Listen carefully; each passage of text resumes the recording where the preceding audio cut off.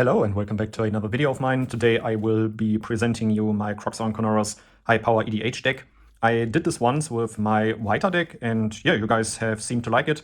And yeah, today I want to present you my Kroxa and Kunoros deck as yeah, now I'm fine and comfortable presenting it. This is a Mardu Reanimator deck.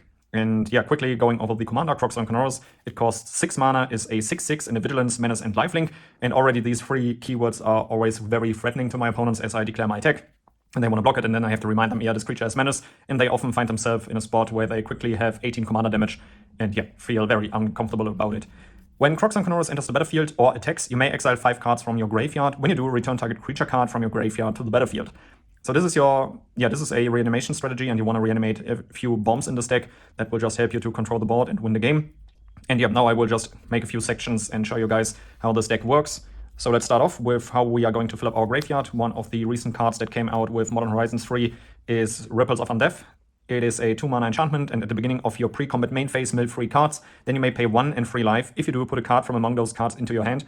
This card is extremely powerful in this deck as it fills up your graveyard, and it also allows you to play with card selection. And very worth mentioning is that this card cares about your pre-combat main phase. So there are a few surveil synergies in this deck, so you can feel free to surveil your card on top, as you will draw it in your draw step, and in your first pre-combat main phase this thing will trigger, so you don't have to be afraid of milling that card. With Ripples of Undeath. And yeah, it's simply great card selection. You can look at 3 cards, at least some of them you want in your graveyard, and if you really need to find something for the current situation on the board, you can just pay 1 generic and 3 life and get that card. Of course, the cost is, 1 generic and 3 life. 3 life is something that you can look behind, but depending on what you want to play, the 1 generic might be a thing worth considering, but still a really good card. Phyrexia Arena, your classic Carddraw engine. At the beginning of your upkeep, you draw a card and you lose 1 life. This doesn't fill up your graveyard, but it restocks your hand. So yeah, great card in this deck.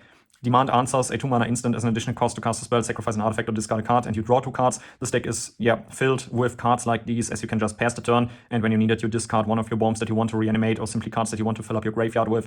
And yeah, you draw more cards, so big advantage. I'm sorry for some of these cards are in German. I will note them here, or show the picture in the English version here. I think this one is called Big Score. It's also an instant, and as an additional cost, you have to discard a card to cast this one. Of course, this can be a downside, as this is the additional cost, and then your opponents can still counter this one, but it isn't that big of a downside as you want to fill up your graveyard. So even if they counter the spell, of course, you've still lost cards, but it didn't stop you from filling up your graveyard to, go with your game plan. And yeah, you draw 2 cards, and you create 2 treasure tokens to accelerate your game. Faithless Looting, 1 mana sorcery, draw 2, discard 2. This is card disadvantage, but you can still flashback this one, and in this deck, it still helps you out. Thrill of Possibility, not the flexible version of Demand Answers, because you can only discard a card as an additional cost and draw 2 cards, but still pretty good and worth playing. I think it's called Bitter Reunion. This is an enchantment, and when it enters, you can discard a card, and if you do, you draw 2 cards, and worth mentioning is that for 1 generic, you can sacrifice this enchantment, and so creatures you control get haste until end of turn, which is extremely powerful, as Kroxa and Kunoros reanimates on ETB and on attack. So giving this creature haste can be a game-changing turn for yours. So Bitter Reunion, great card in this deck. I just added Cathartic Pyre because it does it all for me. A 2 mana instant, and you choose one. Either you control the board by dealing 3 damage to target creature or planeswalker, or you can discard up to 2 cards and then draw that many cards. It is worth mentioning that you can discard up to 2 cards, so you can also discard just 1 card if you are fine with your hand, but you still want to accelerate your game plan. And you can just filter through your deck. I really don't know how the English version is called, but it is, you gain 2 life, and then you can discard 2 cards. This is not up to, you have to discard 2 cards, and if you do, you draw 3 cards. It is kind of hard to cast with red and white, but this deck has a pretty solid mana base, so definitely playable. Cease to Spoil, a 3 mana sorcery as an additional cost. You have to discard a card, and then you draw 2 cards and create a treasure token. As you might have seen already, we are casting a lot on turn 2, or with 2 mana, or one with 4 mana, so filling the 3 mana spot is quite good. One of the strongest artifacts in this deck, and I'm always surprised how good this card is Collector's Vault. I sometimes also tutor for this card, because for 2 mana you get an artifact, which you can tap and pay 2 generic to draw a card, then you discard a card and you create a treasure token. Your commander costs 6 mana, so you accelerate your mana base with treasure tokens, you fill up your graveyard, and you also select cards from your deck that you actually want to have in your hand, and while that you also fill up your graveyard. Really good card. I do play the Currency Converter. It is a 1 mana artifact, and it's also extremely powerful with the cards that you have just seen. Whenever you discard a card, you may exile that card from your graveyard, so you can protect your graveyard by exiling cards under the Currency Converter. For 2 mana and tapping it, you can draw a card and discard a card, so you can go through your deck if you don't have all of these effects here available. And you can also tap it to put a card exiled with Currency Converter into your graveyard. If it's a land card, you create a treasure token, and if it's a non-land card, you create a 2/2 Black Rogue creature token. This card is great. This card does it all for us. And yeah, what you want to do is you want to bring this one out early. You want to use all of your filter spells here, bring these cards under the currency converter to also protect your graveyard from graveyard hate. And when you need it, you will just tap your currency converter to either create a jump blocker or to create a treasure token to accelerate your game plan. If we are not going through our deck with all of these cards, we fill up our graveyard with removal spells. We play Swords to Plowshares, an exile removal, 1 mana instant, and its controller, you exile target creature and its controller gains life equal to its power. Extremely flexible and helpful. Anguished Unmaking, a 3 mana instant, exile target non-land permanent, you lose 3 life. I really needed to play this card to have enchantment and artifact removal, but mostly enchantment removal simply for Leyline, for example, or other graveyard hate. And yeah, Anguished Unmaking does a great job. As a top-end spell, we play Ruinous Ultimatum, a 7 mana sorcery, destroy all non-land permanents your opponents control. A very powerful removal that often can win you the game, or at least break your opponents that they might probably give up. Path to Exile. 1 mana instant, exile target creature. Its controller may search their library for a basic land card, put that card onto the battlefield tapped, then shuffle. We play Saw in Half. It is in the removal section, but it should be in the combo section, because for 3 mana you get an instant, destroy target creature, and if that creature dies this way, its controller creates 2 tokens that are copies of that creature, except their base power is half that creature's power, and their base toughness is half that creature's toughness, round up each time, and I will come back to this card for the combo section. Generous Gift, a 3 mana instant, destroy target permanent, also great to deal with enchantments, and its controller creates a 3/3 green elephant creature token. What this deck is definitely hated for is all of the edict effects. We play Sheoldred's Edict, a 1 mana instant, and you have to choose one. Either each opponent sacrifices a non-token creature, a token creature, or a planeswalker. These 3/4/1 removals are extremely powerful in Commander, simply because when you usually use removal like Swords to Plowshares, it definitely has to take care of a big threat. But these edict effects, for example, are cards that will, in many cases, give you a 2/1 or 3/1 trade. So yeah, this is why I play this one. I also play Liliana's Triumph, which is kind of the same, as you pay 2 mana and each opponent sacrifices a creature, and if you control a Liliana Planeswalker, each opponent also discards a card. And I do also play Soul Shatter, a 3 mana instant, each opponent sacrifices a creature or Planeswalker with the highest converted mana cost among creatures and Planeswalkers they control, and which a card that also came with Modern Horizons 3 is Flare of Malice, a 4 mana instant. You may sacrifice a non-token black creature rather than pay the spell's mana cost. Each opponent sacrifices a creature or Planeswalker with the greatest mana value among creatures and Planeswalkers they control. So you see where this is going. These edict effects are, definitely keeping the board in check. We play Deadly Rollick, a free spell for 4 mana and instant, and if you control a commander, you may cast a spell without paying its mana cost. You exile target creature. Dismember, a 3 mana instant, and 2 of those mana are black Phyrexian mana. It's an instant, and target creature gets -5/-5 until end of turn, which kills most creatures out there. And another removal spell is Virtue of Persistence, but it's Lock, Twain, Scorn, a 2 mana sorcery. Target creature gets -3/-3 until end of turn, and you gain 2 life. But we can also play the 7 mana enchantment side, which says at the beginning of your upkeep, put target creature card from a graveyard onto the battlefield under your control. So, great card playing. And for some enchantment artifact interaction, you play Abrade, a 2 mana instant, choose one, Abrade deals 3 damage to target creature, or you destroy an artifact. And now we will come to all of the bombs that we want to reanimate. One of the cards is Razaketh the Foul-Blooded, an 8 mana 8/8 flying trample, and you can pay 2 life and sacrifice another creature to tutor for a card into your hand, which is, a really powerful and solid creature that can find you any card in your deck if you need a certain answer for a certain situation or if you want to accelerate your game plan. We play Sheoldred the Whispering one. This one is in Phyrexian. It's a 7 mana 6/6 with Swamp Walk, so your opponents cannot block it if they control a swamp. And at the beginning of each upkeep of each opponent, they sacrifice a creature, and at your upkeep, you reanimate a creature card from your graveyard. So another recursion creature. We play Troll of Khazad-dûn, in most cases for the swamp cycling, a 6 mana 6/5, and it can't be blocked except by 3 or more creatures. And you can swamp cycle it for 1. It can fill up your graveyard in the early game, fix your mana. This is why I'm playing this card. I do also play Villas Broker of Blood. This simply comes from me playing Reanimate and Entomb. And if you play these 2 cards, you basically have to play Villas. It's an 8 mana 8/8 with flying, and for 1 black and paying 2 life, target creature gets -1/-1 until end of turn. And he says whenever you lose life, draw that many cards. And if you reanimate Villas with Reanimate, you lose life equal to that creature's mana value, and that will cause you to draw 8 cards. This is why I play this one. Yeah, we are in 2024, but Etali Primal Storm is still a card worth playing, even though it doesn't have Trample. It's a 6 mana 6/6, and when it attacks, exile the top card of each player's library. Then you may cast any number of spells from among those cards without paying their mana costs. And it pretty often kept the board in check for me, and ate some removal of my opponents until I was able to pull off my real combo. So Etali worth playing. There are a few sacrifice synergies in this deck, which is definitely why I play Rakdos the Muscle, a 5 mana 6/5 with flying and trample. And whenever you sacrifice another creature, exile cards equal to its mana value from the top of target player's library, which is huge card advantage. And until your next end step, you may play those cards, and mana of any type can be spent to cast those spells.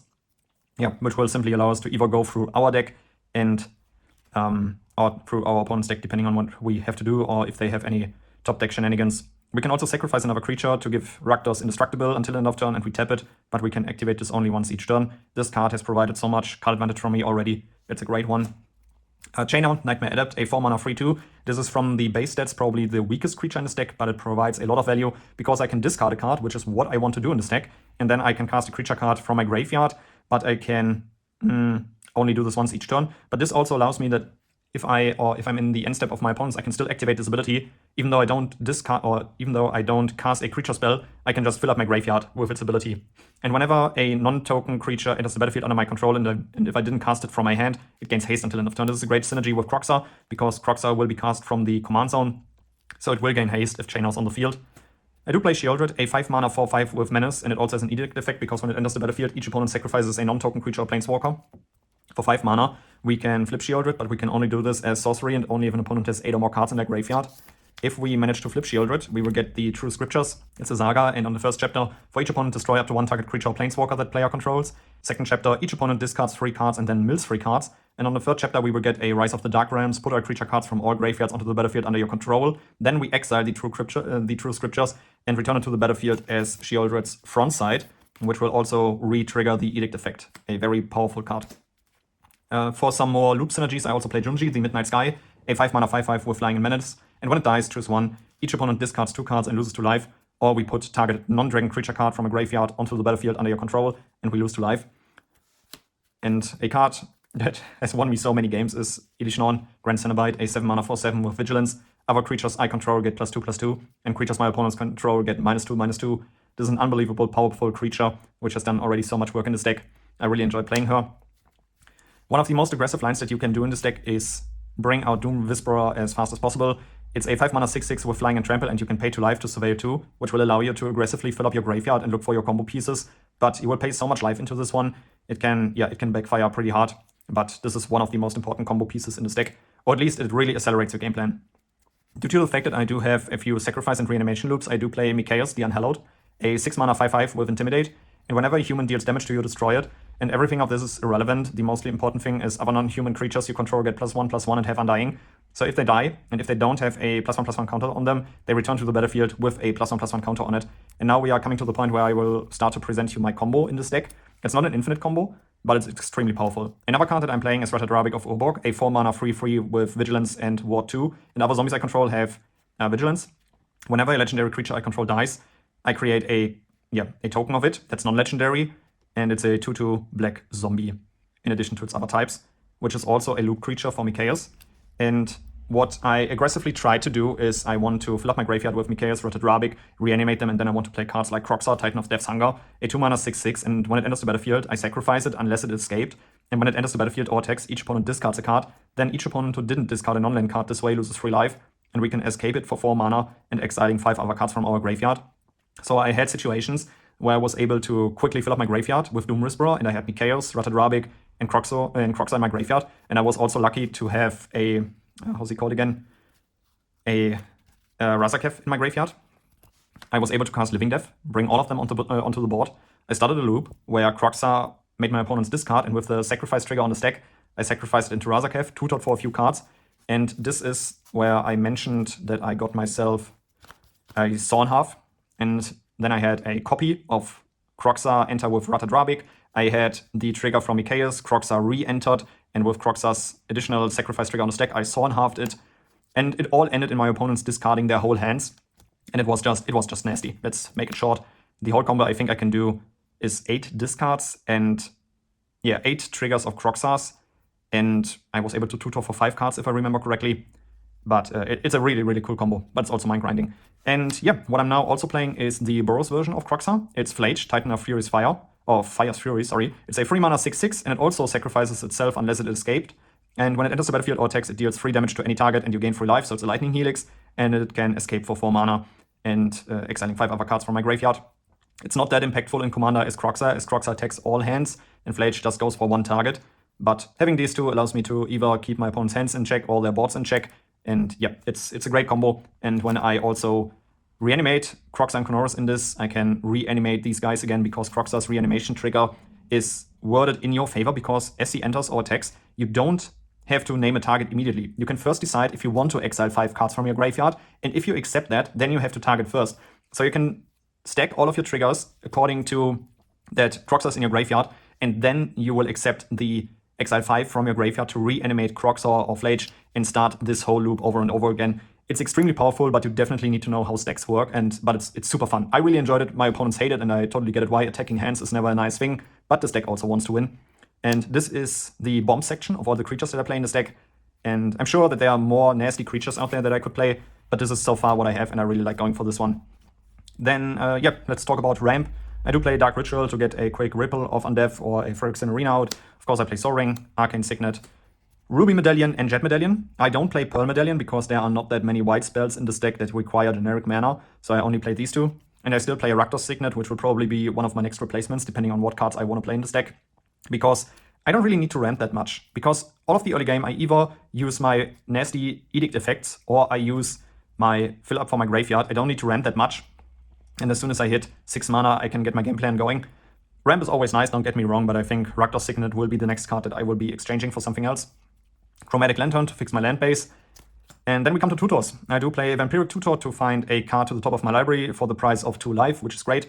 And as I've mentioned earlier, in some games I went for Collector's Vault because it's just so good on turn 2 and accelerates your game plan on turn 3. Gamble, yeah, it's a gamble. We often had situations where I gambled for a Soul Ring. One of my friends picked a card, and yeah, I had to discard a Soul Ring, but it's also a fun little interaction during a game. Entomb to find a card into my graveyard, which is, the reason why I play Villas. And I mentioned the line of Entomb, Villas, and then Reanimated. Demonic Tutor, find a card into my hand. Buried Alive, search for 3 creature cards, put them into my graveyard. This also allows me to quickly accelerate my combo of either Ratadrabik, Flage and Kroxa, or Mikaeus, Flage and Kroxa, and then just fire off a Living Death. Final Parting, great tutor card. Search your library for 2 cards, put one into your hand and the other one into your graveyard, and shuffle for 5 mana. Of course, not the cheapest one, but you can find, for example, a Doom Whisperer into your graveyard, and also have Reanimate into your hand, and then start filling up your graveyard. When it comes to enchantments and artifacts, I do play a Bloodchief Ascension, because especially with Kroxa and Flage, we can easily get the required damage out. It's a 1-mana enchantment, and at the beginning of each end step, if an opponent lost 2 or more life this turn, you may put a quest counter on Bloodchief Ascension. Whenever a card is put into an opponent's graveyard from anywhere, if Bloodchief Ascension has 3 or more quest counters on it, you may have the player lose 2 life, and if you do, you gain 2 life. This is a game finisher, definitely, and I will show you why in a second, as I do play a nice mill card. Rakdos Joins Up, a 5-mana legendary enchantment. When it enters the battlefield, return target creature card from your graveyard to the battlefield with 2 +1/+1 counters on it. And whenever a legendary creature you control dies, Rakdos Joins Up deals damage equal to that creature's power to target opponent. This is a great card, which enables you to ping your opponents for a bunch of damage. Remember that Flage and Kroxa always sacrifice themselves if they aren't escaped, and they are 6/6 creatures, so you can always ping your opponents for 6 if you reanimate Kroxa or Flage. And it really hurts a lot. This is the card that I mentioned, Alt of Dementia. It's sacrifice a creature, target player mills cards equal to the sacrifice creature's power, which can be a game changer with Bloodchief Ascension. And Alt of Dementia is one combo card with Kroxa and Kunoros, because Kroxa and Kunoros enters the battlefield, you get the ETB trigger, you hold priority, you sacrifice Kroxa and Kunoros into Alt of Dementia, mill yourself for 6 cards, you decide to put Kroxa and Kunoros into your graveyard, you accept the Reanimation trigger, use 5 of the 6 milled cards to reanimate Kroxa, Kroxa enters, and you do the same thing over and over again, which will net you 1 card in your graveyard. It's a horrible loop if you play it like this. You really need cards, for example, like Edition on the field, so this guy is an 8/8, so you net more cards with each reanimation. But Alt of Dementia does a lot of work in this deck. Lightning Greaves, 2-mana artifact equipment, equip creature as Shroud and Haste, equip for 0. Don't really have to explain much about this card, it does a lot. Immediately equip to Kroxa and Kunoros, attack, reanimate something more. Now we arrived at Reanimate, a 1-mana sorcery. Put target creature card from a graveyard onto the battlefield under your control. You lose life equal to its converted mana cost. Great combo card with Villas, simply draw 8 cards, but it also allows you to reanimate creature cards from your opponent's graveyard. To fill up my graveyard and to also close out games, I do play Breach the Multiverse, a 7-mana sorcery. Each player mills 10 cards. For each player, choose a creature or planeswalker card in that player's graveyard. Put those cards onto the battlefield under your control. Then each creature you control becomes a Phyrexian in addition to its other types. First of all, this fills up your graveyard. You mill 10 cards, so you have enough for a Kroxa Reanimate. You bring one of your bombs out with Breach the Multiverse. It's a 7-mana card, so turn 6 you will play Kroxa and Kunoros, turn 7 Breach. Then after you have reanimated something with Breach the Multiverse, you will attack with Kroxa, get another bomb back. Really powerful card. I do play Animate Dead as a cheap reanimation spell, a 2-mana enchantment aura, an enchant creature card in the graveyard. It also allows you to reanimate cards from your opponent's graveyard. And basically, when this enchantment gets destroyed, you have to sacrifice the creature that you reanimated with Animate Dead. An enchanted creature gets -1 and 0, so another cheap reanimation. Yeah, and this is probably the card that wins games in this deck. It's Living Death, a 5-mana sorcery. Each player exiles all creature cards from his or her graveyard, then sacrifices all creatures he or she controls, then puts all cards he or she exiled this way onto the battlefield. Especially when I do have an Altar of Dementia on the battlefield and a few bombs, I will just attack with them. Second main, I will sacrifice all of them into Altar of Dementia, milling myself. Then I will fire off Living Death. And as I have explained the loop before with Kroxa, Kunoros, Carddraw, Phyrexia, I will use all of them to just burn my opponents out and do this repeatedly and hopefully win the game. Living Death, extremely fun. It's a very old card, but it's still so good and it makes so much fun. But you definitely have to keep your opponent's board in check. When it comes to the land base, I do play Field of the Dead. It's a Mardu deck, so we can play a lot of different lands. And having additional tokens, I mean, why not? It enters the battlefield tapped, it makes a colorless mana, and whenever it or another land enters the battlefield under your control, if you control 7 or more lands with different names, create a 2/2 black zombie creature token. We play High Market. It also makes a colorless, but we can tap it and sacrifice a creature to gain 1 life, which is great, as if our opponents try to use exile removal on our few bombs, we will just sacrifice them into High Market and see it as a way to protect our creatures from exile removal. Especially fetch lands are great in this deck, because you can fix your mana, which is why I play Arid Mesa, Bloodstained Maya, and Marshflats. And they also fill up your graveyard. You don't care about exiling these fetch lands to use the ability of Kroxa and Kunoros. Especially with the cards from Murders at Call of Manor that enter the battlefield tapped and let you surveil 1. You want to throw most of the cards into your graveyard, but maybe sometimes you find the right card and answer on top of your library, and you can calculate for your next turn how to use them. So we play Rokocious Theater, Elegant Parlor, and Shadowy Backstreet. Of course, we have to play the Triumph, a Savite Triumph. We play Godless Shrine as Shockland, Sacred Foundry as Shockland, Blood Crypt as Shockland, and then I just filled up with a lot of different naming lands to have a huge variety for Field of the Dead. We have Dragon Skull Summit, we have Luxury Suite, Shattered Sanctum, Reveal lands, which I'm really looking forward to get rid of because they are not as consistent as you think sometimes. I do like them, but they also have a high risk of you not having a Swamp or Mountain in this case, for example, in your hand, and that's really annoying. Spymaster's Vault, it's a huge card in this deck. It enters the battlefield tapped unless you control a swamp, you can make a black, and for 1 black and tapping it, target creature you control connives X, where X is the number of creatures that died this turn, which can easily fill up your graveyard, make one of your creatures even bigger, and due to the fact that your opponents have to block Kroxa and Kunoros with 2 creatures, it sometimes happens that you just attack your opponent, they are forced to block because of commander damage, for example, because this is also a 4-turn clock. Second main, activate Spymaster's Vault, connive on Kroxa and Kunoros, draw 2 cards, discard 2 cards, put a few counters on this guy. Spymaster's Vault already did a lot in this deck and I haven't played it much yet. Command Tower, of course, Free Recalm Snarl as a reveal land, Vault of Champions, Sundown Pass, Exotic Orcard.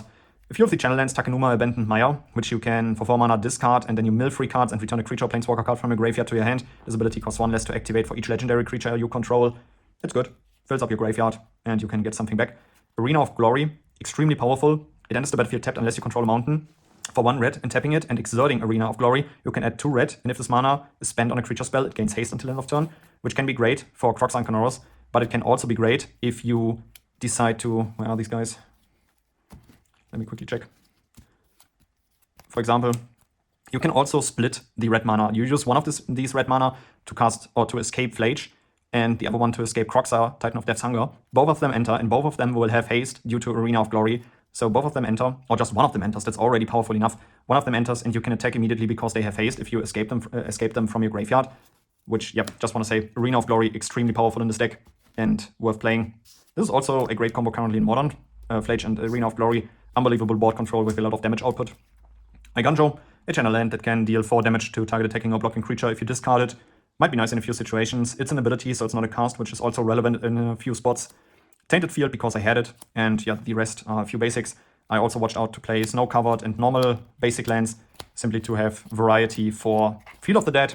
And yeah, that's the deck. It's a Mardu Reanimator deck, which focuses on legendary creatures, but mostly on playing the combo of, for example, Mikaeus, Rutted Rabik, Kroxa, and Flage. It's a lot of fun. You have to put in a bit of work to get there, but it pays off. It's so much fun. I really like the combo. Nothing in this deck really goes infinite. I can do the thing with Altar of Dementia and mill myself completely out, but for what purpose? This is way more fun. And yeah, it's not infinite. That's quite cool to have in a deck too. It always depends on the power level and where you want to go, but this deck is already quite strong. It is really risky to play this deck, especially if you go for Doom Whisperer lines and your opponents see what's happening in your graveyard, and especially if they are familiar with this deck. But yeah, you have to sacrifice a lot of your health with Doom Whisperer, and what's also risky with this deck, it's a graveyard deck. It's a Reanimator deck, so your opponents can interact with it, and depending on what they are playing, they have graveyard hate. It's a different thing compared to my Whiter deck. But yeah, this deck is also a lot of fun, and yeah. Alright guys, this is what I wanted to show you. I hope you enjoyed this one, and then I would say, see you in the next video. Goodbye.